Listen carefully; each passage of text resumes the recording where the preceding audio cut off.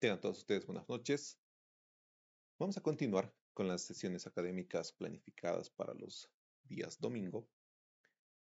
El día de hoy vamos a mencionar 10 tips esenciales para el manejo de vasoactivos, pero vamos a hacer un pequeño preámbulo. Estos 10 tips tienen la finalidad de poder llegar a optimizar más aún los vasoactivos, principalmente la noradrenalina. Por eso es que la imagen que les presentamos menciona, mi paciente está hipotenso. Perfecto, entonces, ¿qué hacemos ahora? Es un paciente al que ya se le ha iniciado noradrenalina, es un paciente al que quizás no se le ha iniciado, tendremos que iniciarle quizás cuáles serán los valores, los objetivos de la presión arterial media que debe manejar los diferentes tipos de pacientes, ya sean pacientes con sepsis, pacientes en el contexto del trauma, etcétera. Entonces, todo eso lo vamos a ir recapitulando, pero obviamente lo vamos a hacer de una manera puntual para que sea práctica la revisión el día de hoy. Si bien, esa es la primera pregunta, mi paciente está hipotenso,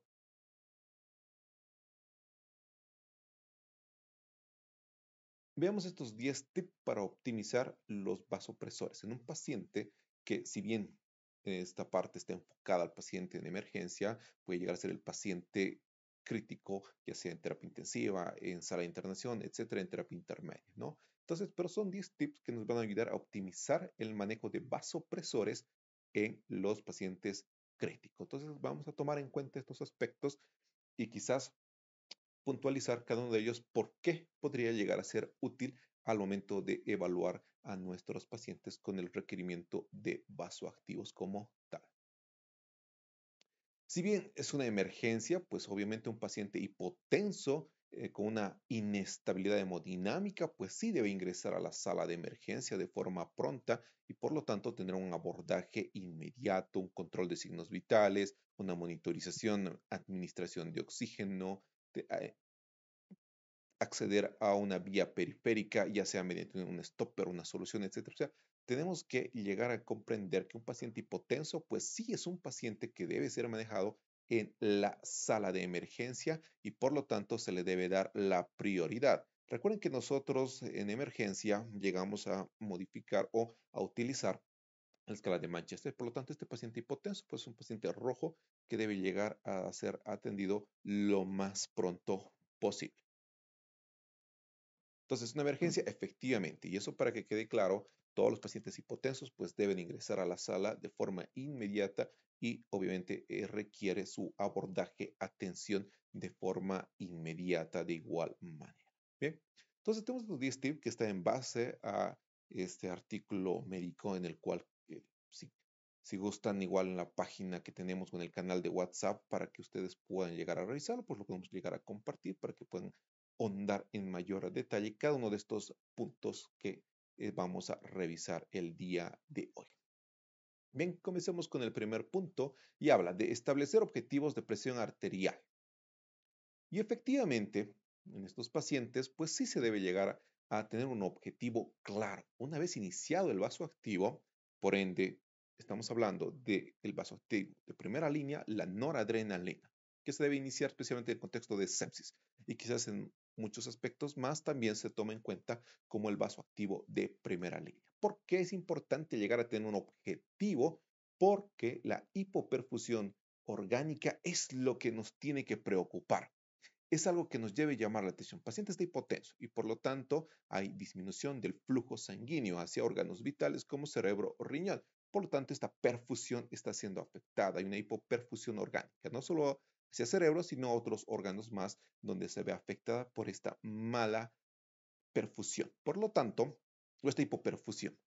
Por lo tanto, eso es lo que debemos corregir. Eso es lo que está alterado en el paciente. Ya después tendremos la opción de determinar si es un contexto de sepsis, es un contexto de shock séptico como tal, es un contexto de shock cardiogénico, trauma, etc. Pero lo que nos interesa es que ese paciente esté hipotenso y por lo tanto debemos llegar a controlar o mejorar la presión arterial con la finalidad principalmente de mejorar esa hipoperfusión tisular y la segunda finalidad es mejorar el aporte, el suministro de oxígeno hacia los órganos vitales como también a los órganos o a los tejidos periféricos como tal. Esas son prioridades que se deben tomar en cuenta.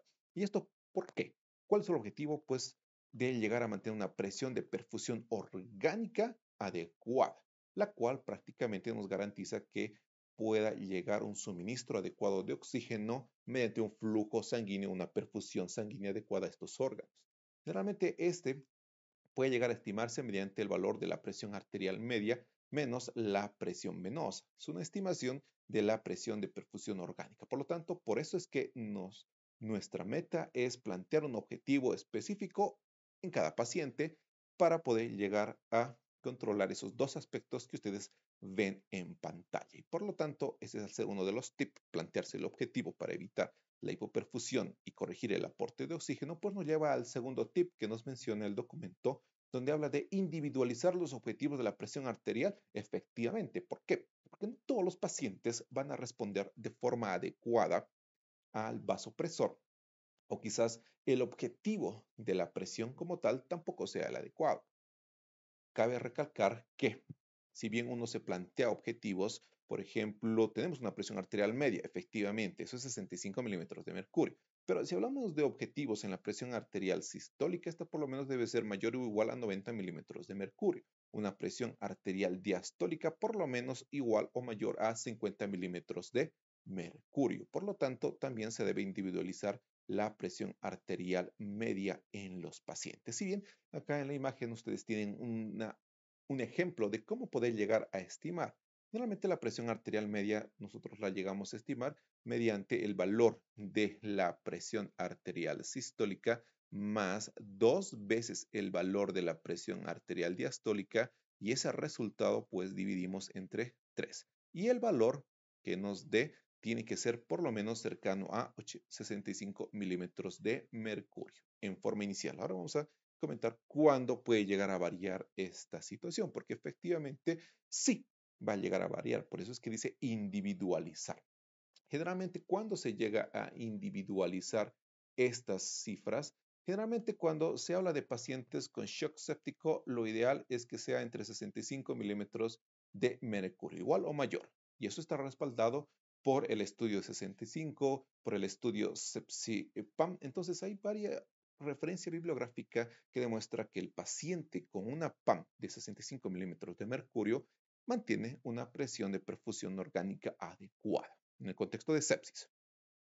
Ahora, si mi paciente es un paciente con antecedentes de hipertensión, entonces incluso en ellos el objetivo de la PAM puede llegar a ser igual o mayor a 70 milímetros de mercurio. En un paciente en un contexto de trauma como tal, también su objetivo de presión arterial media es mayor, especialmente en un traumatismo cráneoencefálico, porque en ellos tenemos que llegar a mantener por lo menos una PAM mayor a 80 milímetros de mercurio para asegurar un buen flujo sanguíneo cerebral y por ende asegurar una buena presión de perfusión cerebral de igual manera. Entonces, vean que los objetivos cambian de acuerdo al contexto y también en ciertos pacientes. Ahora, hay pacientes que son hepatópatas, incluso a veces llegar a 65 podría ser incluso un exceso, y ellos incluso con 60 milímetros de mercurio pueden ir respondiendo de forma adecuada. Por lo tanto, la recomendación número 2 de estos tips es individualizar el valor de la presión arterial media. Esto para que no se queden con la idea de que se debe estandarizar y que todos sus pacientes deben tener 65 milímetros de mercurio de presión arterial media cuando están con vasoactivos o vasopresores o inotrópicos como tal, y por lo tanto es algo que se debe tomar muy en cuenta. Y nuestro tercer tip habla de la fluidoterapia. ¿Por qué la fluidoterapia? Recuerden que este paciente que está recibiendo vasoactivos, vasopresores, por lo tanto, principalmente la noradrenalina es el que vamos a mencionar en la mayor parte de las ocasiones, pues va a aumentar la resistencia eh, venosa sistémica como tal. Y esto genera mayor retorno venoso, este mayor retorno venoso genera mayor gasto cardíaco como tal. Y por lo tanto, incluso disminuye la permeabilidad capilar, la fuga que existe de líquido en el intravascular, que puede llegar a ocasionarse por la inflamación. Entonces reduce también los vasoactivos como tal. Y por lo tanto, pues genera que haya mayor cantidad de líquido o se quede mayor cantidad de líquido dentro del intravascular. Y esto más aún se refuerza con el aporte adecuado de líquidos. Por eso es que incluso un paciente cuando llega hipotenso a la sala de emergencia, lo primero que debería realizarse es una prueba de líquidos, la cual obviamente no es la clásica que ustedes conocen de 500 cc en bolo, pásenle al paciente, pásenle 1000 cc a chorro al paciente. No, obviamente que hay que tratar de evitar de no sobrecargar a los pacientes y por ende lo que se pretende con esta prueba de líquidos es ver si el paciente es un respondedor a volumen o no en forma inicial, porque puede llegar hipotenso efectivamente, pero con el aporte de líquido inicial puede recuperar la presión arterial media y no va a requerir un vaso activo. Pero después del aporte de líquidos puede ser que este paciente no mejore y por lo tanto sí va a requerir un aporte de líquidos como tal. Por lo tanto, una prueba de líquidos se llega a generar principalmente estimando por lo menos unos 5 cc de volumen de una solución cristaloide por el peso del paciente y esa es la que se debe llegar a administrar. Obviamente se debe tener mucho cuidado en pacientes cardíacos, en pacientes hepatópatas y renales, por lo tanto no se utiliza los 5, en ellos incluso se baja hasta 3 ml por kilogramo para poder administrar esta carga de líquidos. Y si ustedes ven por conveniente que su paciente no va a responder a volumen, porque ya lo ven con datos de sobrecarga, edema en extremidades, ascitis, derrame pleural, etcétera, entonces obviamente no le vamos a realizar la prueba de líquidos, sino que vamos a iniciar de forma pronta el vasoactivo.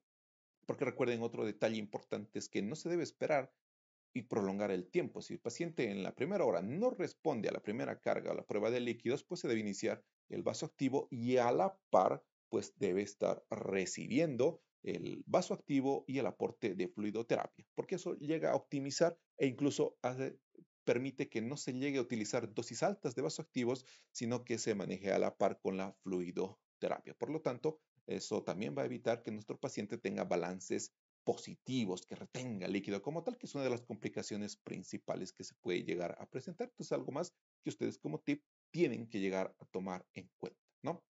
Que incluso durante el aporte de vasoactivos se debe valorar si el paciente es respondedor o no a volumen. Ahí tienen varias opciones. Obviamente, en un hospitales de recursos limitados, lo más accesible podrá llegar a ser el índice de pletismografía, tenemos el índice de colapsabilidad de la vena cava inferior, hay otros datos, parámetros como la variabilidad de pulso, etcétera, que también se puede llegar a utilizar como parámetros iniciales para ver si el paciente responde o no a la fluidoterapia. Y recuerden que en primera instancia, si el paciente no responde a la primera carga, pues es conveniente iniciar el vasoactivo y de forma conjunta acompañar el vasoactivo y la fluidoterapia.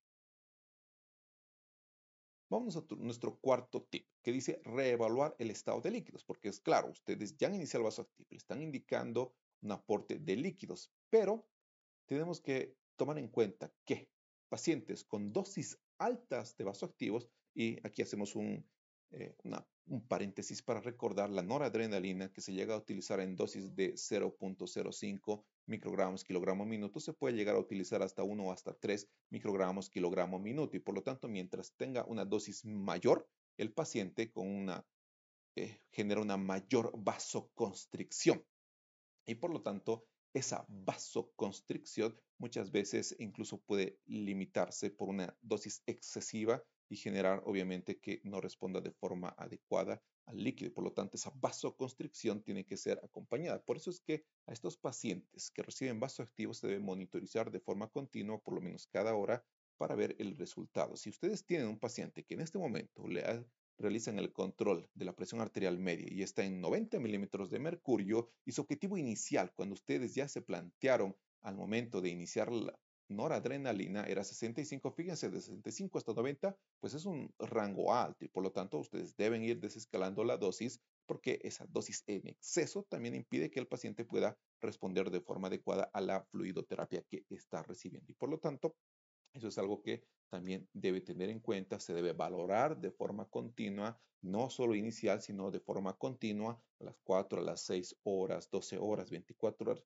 si este paciente está respondiendo o no a volumen. Puede ser que al inicio responda y que puede ser que a las 12 o 24 horas ya no responda de forma adecuada a la fluidoterapia y por lo tanto no vamos a sobrecargar al paciente. Entonces tenemos que ir controlando esa situación, como también que no ocurra el otro extremo en la que el paciente sí va a responder a volumen, pero por un miedo, un temor, por no tener los parámetros adecuados, pues no le damos el aporte suficiente y por lo tanto el paciente sigue con dosis altas de vasoactivo y el paciente tiene datos de hipovolemia.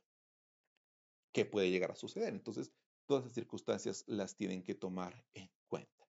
Bien, nuestro quinto tip habla de un agente de segunda línea. Y sí, efectivamente, en pacientes con un shock refractario principalmente, está recomendado. Ahora, las dosis, vamos a ver cuando hablamos de refractario, pero es conveniente usar un segundo agente, efectivamente. En nuestro medio quizás no es tan común ciertos medicamentos. En nuestro medio generalmente tenemos, cuando ya hemos iniciado la noradrenalina como opción, como plan B, como segunda línea, pues para acompañar de forma conjunta a nuestra noradrenalina, tenemos la noradrenalina. Entonces podemos acompañarla de adrenalina. Hace tiempo atrás pues usábamos la dopamina, pero por varios factores, porque genera mayor taquicardia, es arritmogénica, etcétera, pues también se la ha ido dejando de lado, como también en otros países ya no se utiliza la dopamina como tal. Y sí se confirma que existe un componente con una afección cardíaca, por ende un shock mixto, que aparte de ser un shock séptico y shock cardiogénico como tal, pues se puede llegar a acompañar de inotrópicos como la dobutamina o la milrinona como tal. Pero en este artículo hace mención a otros quizás vasoactivos o vasopresores que se tengan. ¿Por qué? Porque menciona que se prefiere buscar otro vasoactivo que no tenga los mismos receptores. Por ejemplo, la vasopresina actúa en los receptores B1, entonces fíjense que no van a ser los mismos receptores por los cuales actúa la noradrenalina. Por lo tanto, la vasopresina está recomendada en un shock refractario como tal. En nuestro medio no se cuenta con la vasopresina, se puede llegar a encontrar la terlipresina con dificultad, pero es una opción más que se tiene. Nos recomienda también utilizar otras alternativas como la angiotensina 2, el azul de metileno, esto obviamente, en países en los que sí se tenga estos medicamentos, pero obviamente en nuestro medio es un poco complicado llegar a acceder. ¿Por qué? Porque no se cuenta en el medio con estos medicamentos, pero cuando habla de un segundo vasoactivo tenemos que comprender que cuando el paciente tiene datos de shock refractario, pues sí es conveniente llegar a utilizar otro vasoactivo. ¿Sí? En este caso, adrenalina, dopamina, que son los medicamentos que obviamente tenemos en el medio, podría llegar a ser, o valorar si es que el aporte de un inotrópico también llegará a ser efectivo en nuestro paciente. El siguiente tip hace referencia a la hidrocortisona.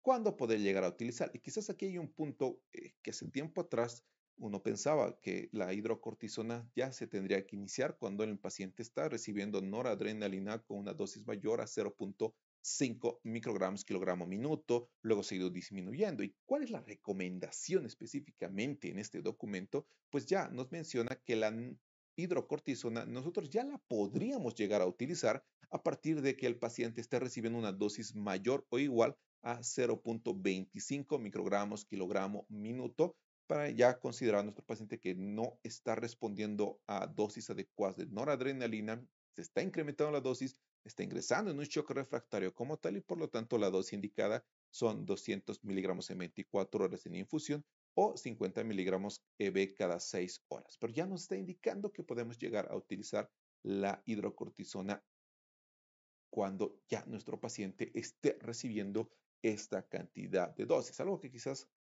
hace tiempo atrás no se lo realiza, se espera que el paciente realmente esté entre los 0.5 microgramos kilogramo minuto para poder llegar a realizar o añadir a nuestro esquema terapéutico.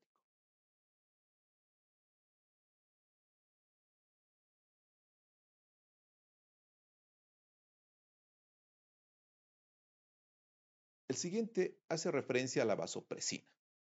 Quizás en nuestro medio, como lo he comentado, no es tan frecuente la vasopresina, pero en otros países sí se cuenta. ¿Por qué es una indicación? Porque en pacientes que están recibiendo noradrenalina y que estos pacientes están cursando con datos de insuficiencia del ventrículo derecho como tal, pues sí podría llegar a ser una opción, una alternativa, llegar a utilizar la vasopresina. Generalmente porque también hay quizás la vasopresina no genera o no altera o no genera o condiciona una resistencia vascular venosa pulmonar. Entonces, por lo tanto, sí podría llegar a utilizarse y está recomendada por esas circunstancias. Generalmente la vasopresina se puede llegar a utilizar en dosis de 0.01 a 0.03 unidades por ml si es que se la tuviese, pero es la dosis que ustedes tendrían que llegar a utilizar si es que contaran con ese medicamento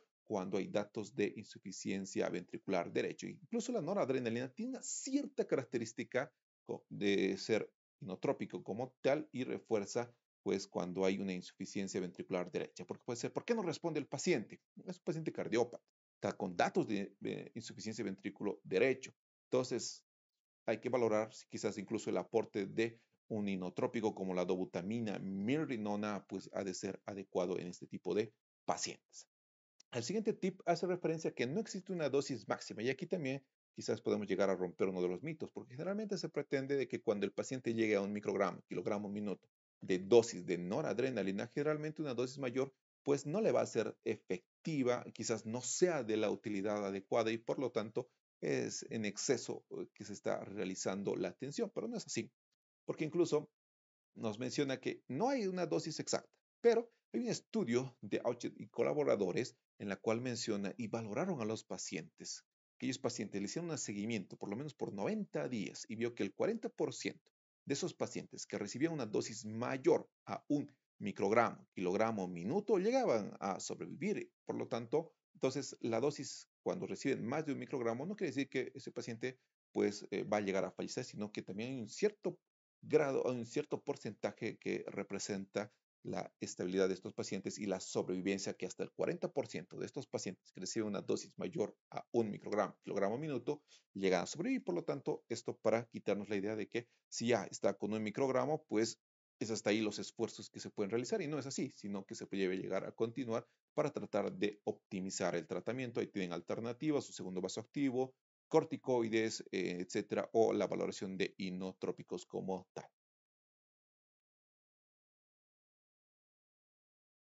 Nuestro siguiente tip hace referencia a la alimentación, que se debe iniciar de forma pronta. ¿Por qué? Porque incluso esta vasoconstricción, cuando el paciente está recibiendo dosis altas de noradrenalina, genera una vasoconstricción potente, la cual va a afectar incluso a la perfusión mesentérica. Y por lo tanto,